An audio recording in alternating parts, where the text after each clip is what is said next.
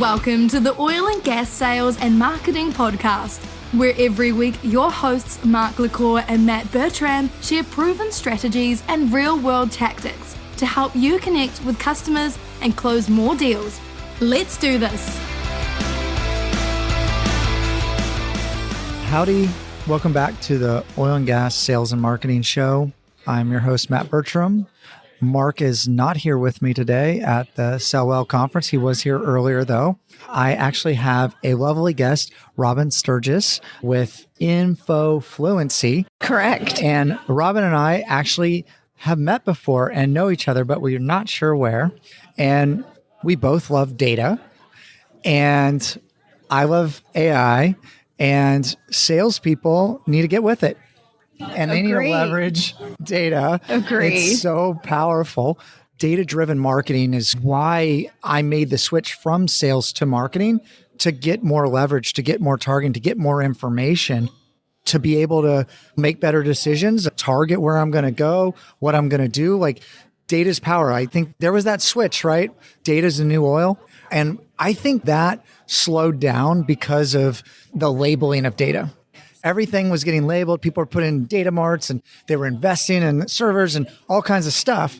And then the excitement, you couldn't do much with the data very quickly. And salespeople don't like data entry. Okay. They do not. They do not. CRMs are a big pain point because you have to label the data properly when you put it in there. Correct. Data in, data out. Yeah. Like junk in, junk out. Yes, it's meaningless if it's not correct. Yeah. I would love just for you to set the table what you're seeing going on, and we can broaden it to software companies. All these software companies are trying to sell into oil and gas. Oil and gas seems to be like a target on everybody's back. These days, everybody, not back, a target going forward. Sorry for my analogy, everyone. A target that people are going after because there's so much leverage that's going to happen of what's going on. And when oil's up on the up cycle, they see it as a big, what people are saying, commission breath. Everybody on this. Yes, big opportunity. Yeah, a big opportunity. So a lot of people are going after that market. And I think that oil and gas is starting to change. I think all that confluence of people and technologies coming together and people are starting to change. And it all starts with decision making and it all starts with data. 100%. Yeah. Let me start by saying thank you for having me. It's a pleasure to be here. Data is something like glue where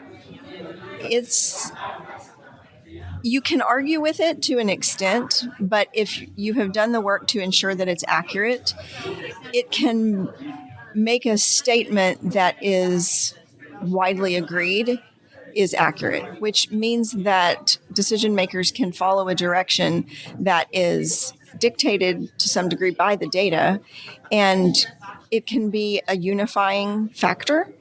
But to your point about sales and marketing, I thought I heard you say that it's really important that those two functions work together, and data can be something that, again, is a unifying factor there, where sales can appreciate the value of marketing through seeing the data and the impact that marketing is having, and vice versa. And marketing can appreciate what sales is doing with their data that moves the organization forward. And that's true in every industry, but I think it's very true in oil and gas, where there is a lot of volatility.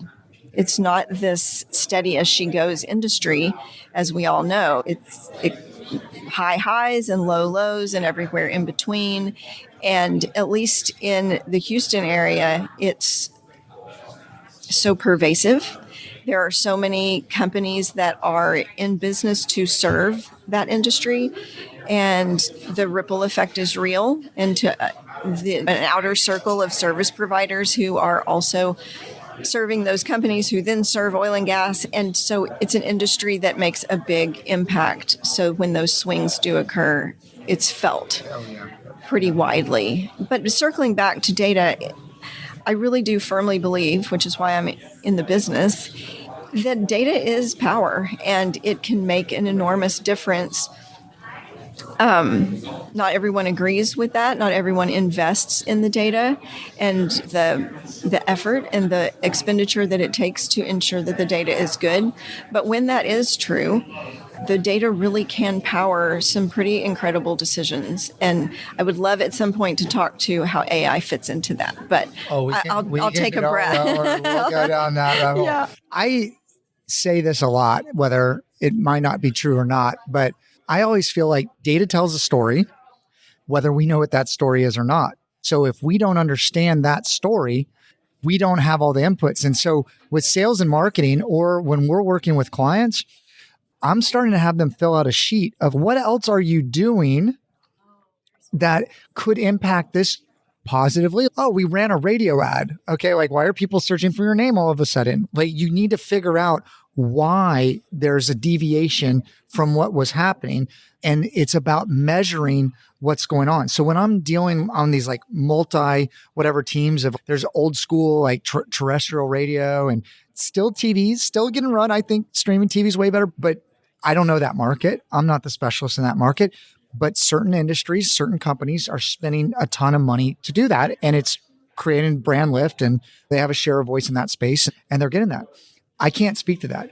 But the thing that I can tell you is they haven't made that revolution to, I guess, Web 2.0 is what I'm calling it. And they're relying on me for what the data means in the analytics, right?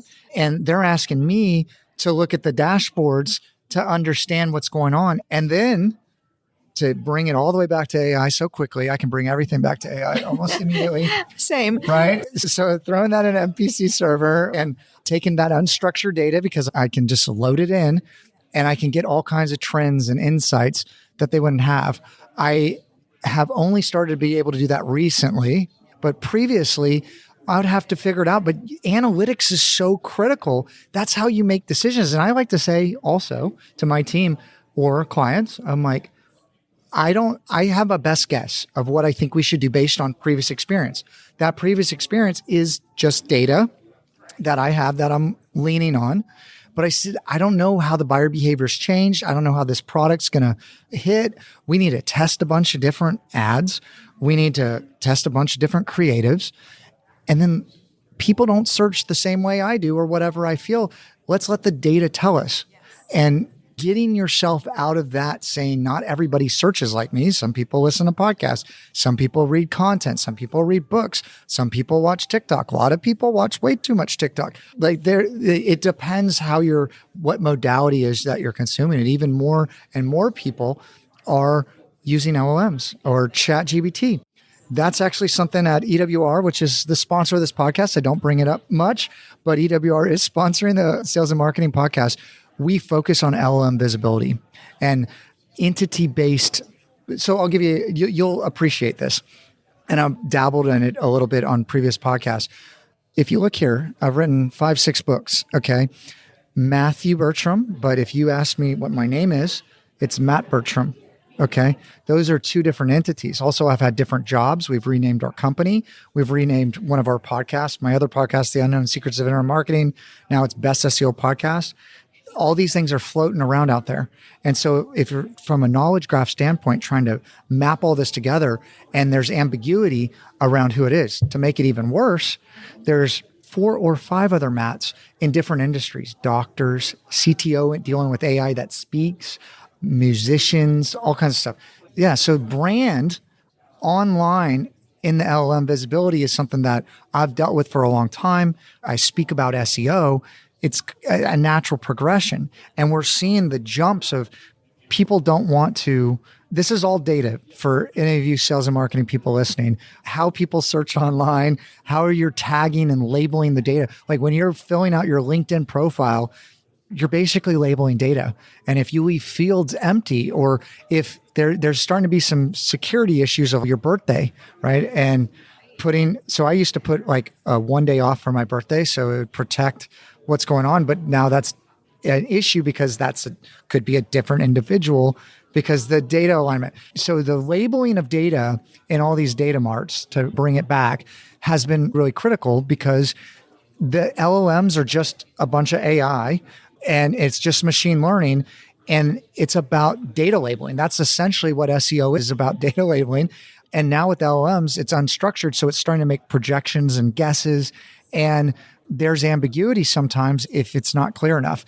And in a different way, I'm dealing with data all day long, just like you are. I don't know. I'll let you respond any way you want to some of what I shared. Yeah, there is a real component of garbage in, garbage out, which has been true in every expression of data for all time.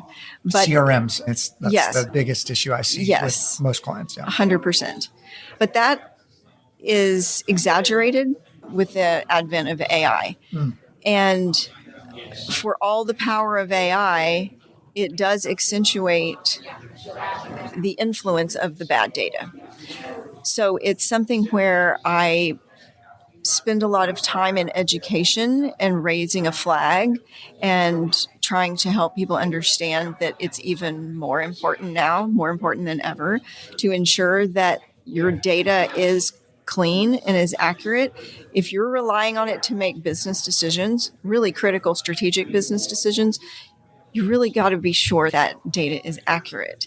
And we are moving it for our clients and our services more and more towards an AI-powered delivery of the results and the insights, the meanings of their data. And because AI does pull from so many different sources, both structured and unstructured, it's just even more exaggerated that it's accurate. So let me ask you this. I'm starting to see tools in the marketing space and sales space, go-to-market strategies, synthetic data. So basically, you could build a customer profile and go, how are they going to respond to this ad? How are they going to respond to this message before I blast it out on LinkedIn or something like that? And then also the degradation of data, because AI is feeding AI yes, is like a big issue when we're talking about in the public realm. Right. I think you deal with more controlled data of like company data, proprietary data, but it's just a microcosm of a macrocosm of what's going on. Like it is. And there's this proliferation of data. That's right. That's happening. This is a little side tangent, but we're, as a collective society, more and more often asking AI to create data, to fabricate data for some purpose, which is not, there's nothing wrong with that, but it's interesting. It's an interesting dynamic that you add that to the data landscape, is that we are now adding to the models data that's just completely made up because we asked it to be fabricated. So I have another podcast, as I mentioned earlier, and I brought on the head of originality.ai, and they do plagiarism checking was their big business. Oh, interesting. But now is it AI or not? Okay, that's the sole focus of their business. You would find this so interesting. As of 2023, there's Grammarly AI. There's going to be fingerprints of AI on all literature, probably in mass going forward. So human written writing's going to be very narrow or very far and few between, because everything, a co-pilot, right? People are sending emails, co-pilot. Right. AI is integrating with our daily lives, and we don't even know, in everything that we do. Everything, which is not to alarm people, but it is a reality and it's a factor. And it becomes, how do we use it? Yes. That is the crux of it. How do we use it responsibly? How do we use it? How do we use it to augment our humanness, our own wisdom? Human in the loop. Yes, 100% human in the loop. Because if we don't, we are going to fall off the rails in bad ways. So one of the things that you said to me before we got started that I wanted to go back to, because I think it's absolutely critical. There's so many times that people look at a snapshot of data. Yes. And they're like, the pretty dashboard or whatever. And they're like, here's your report. Okay. A dashboard or a snapshot, like a screenshot of data at any given time, is not a report of analysis of data. Now, you can take data and load it into LLM, and you can start getting some really interesting output and analysis and trend lines, and you can start to map the data where it's not two-dimensional. Right. And I don't see anybody using this stuff. It's mind-blowing. Yeah. Blows my mind. I know. But I think it's a matter of it's a lot of things, but a couple of the factors. I think technology is happening at a pace that people cannot keep up with, because when I got back into technology, and even like when the new iPhone update or whatever comes out, like you got to stay on top of it to understand what's going on, because the language and the glossary of definitions of what you need to know, the framework to put it all together is massive. Actually, I wrote a book called Search, Do I Really Need SEO? It took me probably a year plus to understand like how it all fits together. And so that's what I wrote out. I was like, this is my brain map of everything. But once you understand it, now we can pivot it, we can change it. Like, we can have the language, we can talk about it, we can shift it. But until you understand like the overarching factors, or like prompt engineering, I took 5 courses on prompt engineering because I'm like, I'm using this thing all the time. How do I like ask it differently? How do I change the outputs? Like people are starting to use technology, just pick it up. Like put the context in your phone, like label the stuff so it's useful in the future. I just think people are moving fast and maybe don't know it all. That's what I see, at least with like my parents. It's just technology is moving so quickly. Unless you keep up with it, it passes you. Yes. by. It becomes, you don't know what you don't know, in terms of you are unaware of what is out there for you to leverage. Yeah. My parents are a great example too. When I just showed them Claude, and you can ask it anything, it can do this or that, answer these questions. We did a family. Mind blowing. Yeah. Oh, yeah. But you don't know that those things are available until you're shown or told. And that contributes significantly to the lack of usage and lack of adoption in a lot of ways. I find myself in our business doing a lot of work to just Educate. Share with people, 100%. hey, this is available to you. Consider it.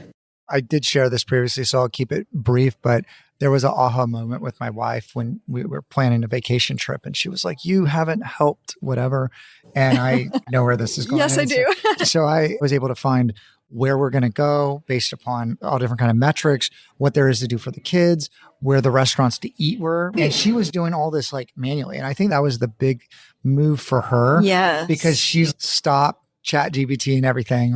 And then when I started hooking up my emails up to Claude, and she's like, what are you doing? What are you doing? Yeah. But it's to experience something that's very relevant to you, like planning a vacation.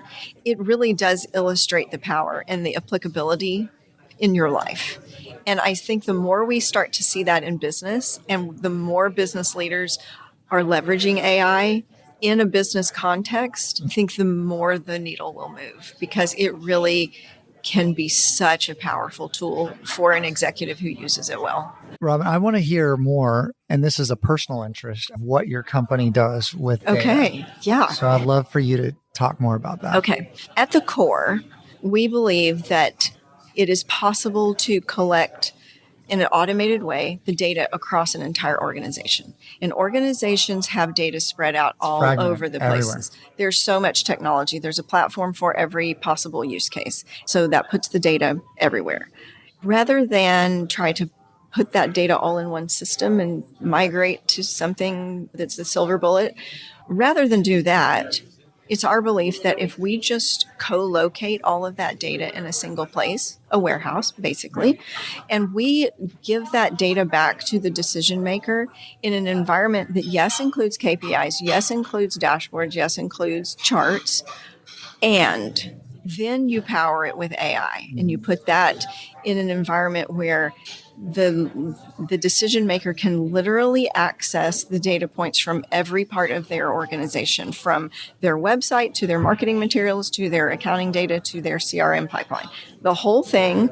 And then think of the power that they can leverage to make amazing decisions. Yeah. So that was a lot of what was discussed. I took a Harvard course for executives on AI, and they were talking a lot about structuring that and thinking about like how many different places you have to go to get the data, and how many like marketers for sure log into so many different platforms. Yes. And then they're trying to, how do we synthesize this? And then people want to know, okay, I'm running all these different campaigns. Like, how do I bring it all together in a dashboard and see it? What's really moving the needle is, So there's a lot of issues with that. The biggest horror story that I've heard, and I would love to hear your opinion and safeguards to this, is like AI governance of a big company did that, but moved really quickly. It was very early, and the HR data was available to everyone at the whole company. Oh my gosh. And the legal was available to the whole company. Oh my gosh. And so it was a big mess. That's disastrous. Yeah. That is absolutely disastrous. I will not claim to be a security expert by any stretch. We're not talking about cybersecurity. No. We're talking about internal people at the company accessing the data in the data warehouse where there weren't proper permissions set. And I think that people were seeing the big picture so much that they needed to slow down and take some time to understand what they're agreeing to and what they're doing, to understand where this data is going, how it's going to be used. You need to know how it all works before you AI first your whole company. Yes, 100%. Because like you said, there is so much risk in that, but there are also very available solutions to that. Permissioning is not hard. Yeah. But you need to be mindful and you need to be careful, because to leverage the data landscape I described, where you literally have all of the data in one place. That's good for the CEO. Good for the CEO, very powerful for the decision maker. You don't need the whole organization to know what everyone makes, what the compensation structures are for everyone. Disastrous for the company. So it's easily addressed, but there needs to be an intentional strategy around the security. Going back to something that maybe people that might be more relatable to talk about this, but then we'll go back to CRMs, is ChatGPT 5 came out. And for those of you that don't use ChatGPT a lot, ChatGPT 4 remembered everything, was amazing across all the searches. That was the differentiator for me with Claude. I had to keep it in the prompt line, the discussion line, or whatever, the thread, that's the proper term. And ChatGPT remembered everything. When 5 came out, I thought it was due to like data usage, and they were like maybe pumping it back to recursive learning. That's what I think. Right, yes. But I asked it, I said, why aren't they have a fuzzy memory on stuff? And that's where all the hallucinations came in and all that. I think it was people were getting hurt. People were getting hurt. And if you remembered everything to that point, they only remember something if you ask them to remember it and like pins it. I really don't like that. I wish I could go back to ChatGPT 4. But they're saying that there's safety issues associated with it and you have to map it. And if anybody's listening and doesn't know what I'm talking about, you need to get up to speed.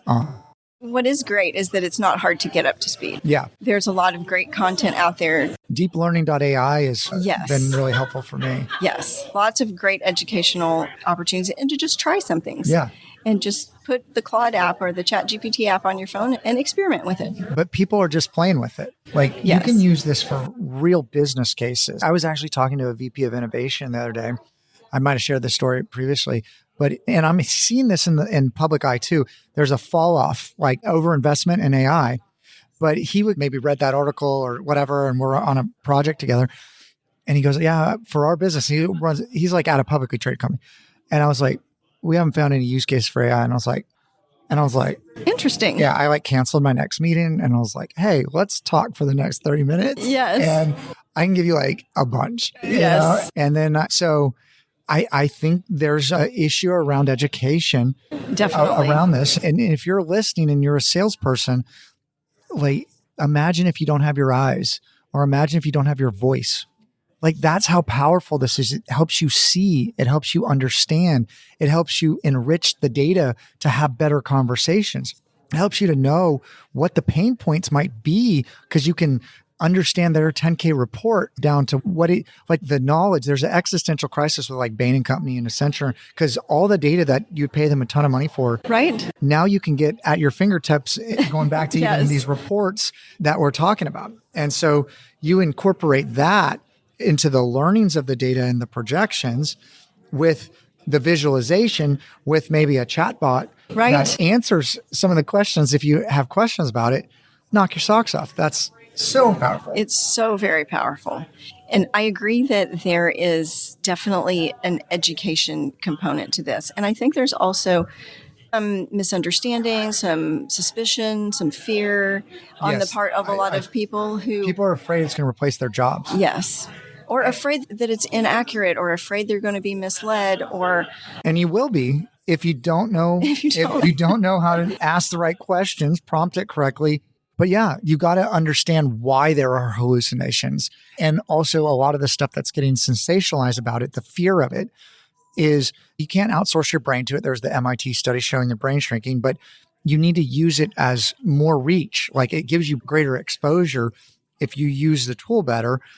And also some of the scary stuff that's out there, I'm not sure exactly where the prompts were or how they got it to be that way, but it doesn't have a life of its own. It's recursively telling you whatever you've input in it, but it is programmed to help you do it better. That's right. So if you're trying to do something not so good, it's going to help you do that. Unfortunately, it has a lot of power for good and a lot of power it's like a gun. It's like any kind of tool. It's any kind of tool that's powerful. There's two edges. It's a double-sided sword. That's right. Exactly. I'd like to go back a bit to the human in the loop, because I think there is this fear that this is going to replace me, or this is going to start to replace our intelligence, and the machines are going to run the world. I think it will. But I think eventually, maybe eventually, but the human in the loop is so important because AI is just a tool, and it used well, I believe that it can encourage the human intelligence, the human application of what AI can suggest. And let's just say you're trying to solve a business problem and you turn to AI for that. And the AI can pose, let's say, 3 different solutions to that problem and explain, give rationale for why those solutions are suggested. Then it's the human with their wisdom, with their knowledge, their past experience that brings that decision to bear and acts it out. And it's not that the AI is saying this one of the 3 solutions is the thing and going to do it. It's just a tool for the decision. And humans have to map that workflow today. We can go really deep into orchestration, but I don't think that that's where a large majority of people are at. And I think that integrating this into business processes, as you talked about, with the human in the loop component gives you a massive amount of leverage. AI is not going to take your job. And I've seen AI on its own kind of will start to run rampant on some things. But somebody using AI will absolutely take your job. Well said. Well said. Yes, that is exactly right. And we're kind of at this point similar to where we were with the internet and its advent, is that it is happening. And you can choose to embrace it, leverage it, use it well, or you can choose to put your head in the sand, and that person who is using it well, yes, that person is going to be the one that takes your job. I mean, that's from a hiring standpoint, or like if you're thinking about switching sales organizations after you get your big commission or something like that, the skill sets that people are going to look for, I'm seeing it. Yes. I'm looking at resumes. I want to know, okay, what tools, what automation tools, maybe not agentic AI completely, but what automation tools are you using? What certifications have you got to just show me that you have any idea of what's going on? Right. Maybe in the interview, what kind of use cases? And you can ask some really easy questions to see where they're at. That I'm finding is if you're smart, I can teach you stuff. If you have the right mindset, that's still important. Like that's still important and but to be open to learning. 100%. Because there's a lot of organizations that have friction against it or friction against change, or this is viewed as a threat. So you don't have everybody rowing at the same direction. Those are the things that are going to tank an organization much faster. That's right. Than AI. Yes. I love your phrase, openness to learning, because a person who is embracing AI is showing that they literally are open to learning and embracing what is available out there to be leveraged. Well, you're going to have to learn it now or later. That's right. Why don't you learn it before everybody else? It's not a fad. It's like the internet. The internet's like, I remember people making those claims, and who knows where it's going to go and what's going to catch on first. I've seen some models and where it's going. I would love to hear some use cases of implementations that your company's made and what it did for those companies. Absolutely. One of the places that we are putting a data product into play that is AI powered is in the M&A deal evaluation space. This is something that serves a buyer. Let's think about someone in private equity who looks at many, many deals, and it's a data-rich, data-intensive exercise to evaluate any manner of high number of companies that they might consider buying.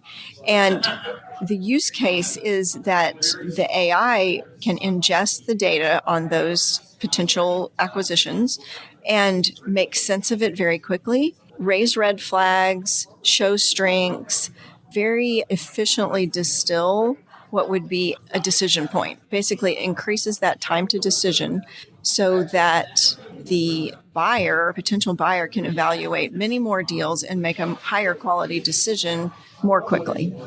I mean, short selling, stuff's not making sense, long-term investment portfolios, crypto trading, anybody out there, LLMs can help you a lot. And if you have access to data points and you got to map it, you got to give it examples to feed it, you can get some very compelling outputs if you know what you're looking for. That's right. And machine learning has been used in e-commerce selling for a long time. You can sit it on top of an ERP system to just enrich product titles and enhance what's going on. And there's tuned LLMs to search for products and ask questions. I mean, every aspect of marketing and selling has to do with AI. Really, for me, however long ago it was, I looked at this and said, as a sales and marketing person, there's no choice. Let me just eat the elephant one bite at a time. That's right. Where do I start? Because it was overwhelming. Very overwhelming. The biggest point. Is there anything else going back to like dashboards and CRMs that you might want to call out that you're seeing? Because I feel like that's the biggest pain point that I see when I start to come into an organization as a fractional or something like that.